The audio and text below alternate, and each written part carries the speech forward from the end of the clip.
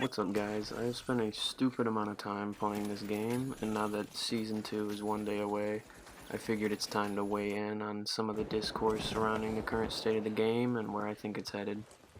One of the biggest points of contention that I've noticed within the community seems to be with nukes.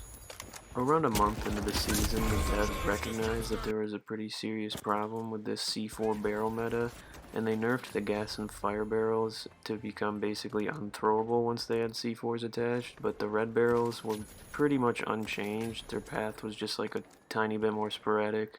Now with the launch of Season 2, Embark has basically removed nukes entirely from the game. You can only carry one C4 at a time, and it won't prime on an object until after you've thrown it, so you're gonna have to try and cross map with it if you want to use it, but also the red barrels just spin out pretty much instantly now.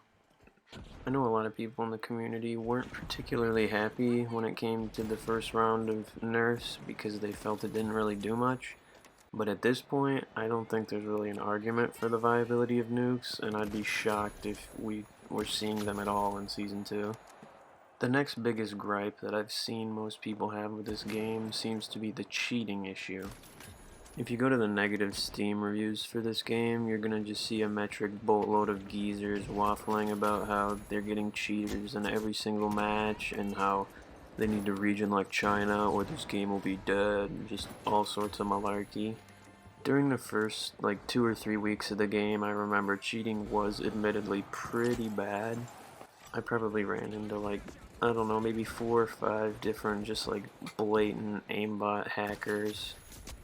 But since there are changes in January, I personally haven't recognized anybody who I've thought was using blatant cheats in any way, and while they could have just been like using scripts or whatever, I feel like that's just cope.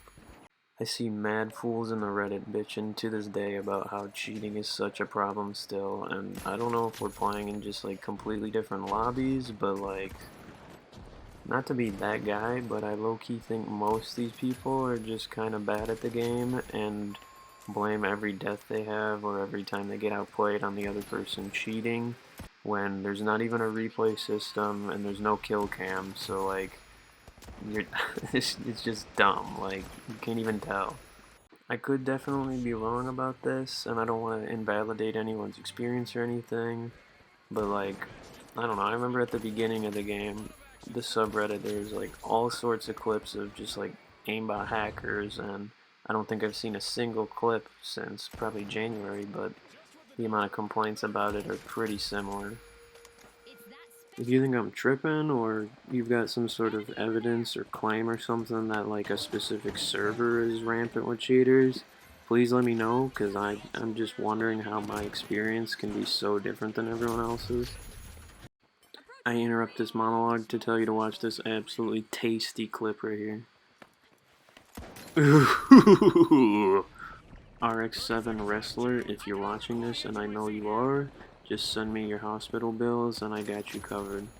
The ranked matchmaking system in Season 1 was definitely what I and seemingly a lot of other players had as the biggest gripe with the game.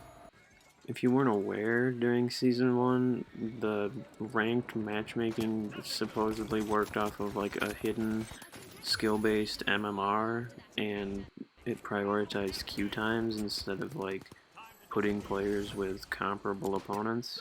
This led to Bronze 4 players getting in lobbies with like top 500 diamond streamers, which I just don't understand how that's a thing that they thought was okay.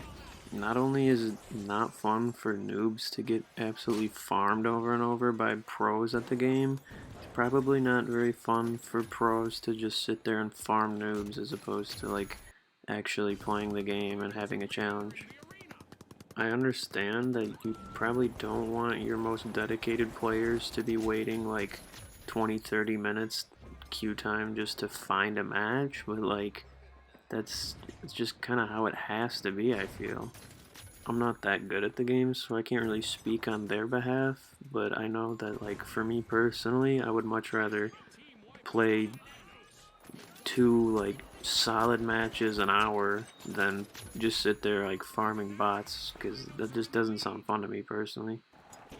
Thankfully, Embark has addressed this with the launch of Season 2, and they've claimed to have revamped the entire league system, along with something about new league rewards and progression, so that should be interesting to check out. Overall, I think it's pretty clear that the team over at Embark are listening to the fans. I've personally never seen a dev team that's not only this in touch with the community, but also this fast to address concerns and make changes to the game. Pretty much every single concern that people have had with this game has either been addressed or is being addressed with the launch of Season 2. Not only are they adding the new 5v5 TDM mode, but also private matches, which are probably the two most requested things from the game. I already know what you're thinking. But Slop, why are you glazing? Why are you spinning and dancing on it? Because Embark is them, that's why. Embark put more passion and effort into the Season 2 launch trailer than Call of Duty put into their last 4 games. And the fact that Call of Duty is the one making billions of dollars triggers me. In summary, I don't think that Embark has been getting the recognition and appreciation that they deserve for what they've been delivering.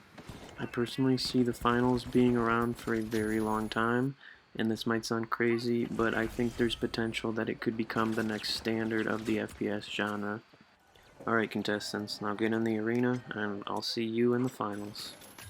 You're so skibbity, you're so Phantom Tax.